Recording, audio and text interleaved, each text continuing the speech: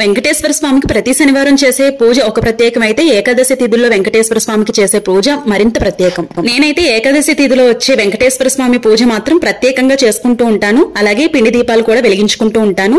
ఈ రోజు తప్పకుండా తులసి దళాలు కానీ లేదంటే తులసిమాలను కూడా వేస్తూ ఉంటానన్నమాట.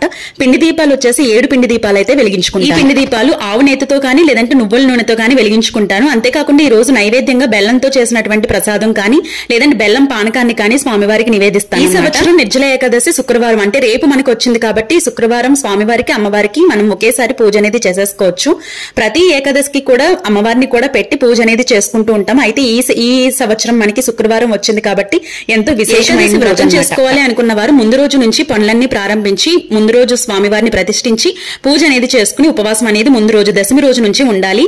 ఒకవేళ పూజ చేసుకోవాలి అనుకున్న వారు ఏకాదశి రోజున మాత్రం పూజ అనేది చేసుకోవచ్చు. నిర్జల ఏకాదశి పూజా విధానం లాంగ్ వీడియో పెట్టాను, ఒకసారి చూడండి, బయోలో లింక్ ఉంటుంది. Thank you for watching.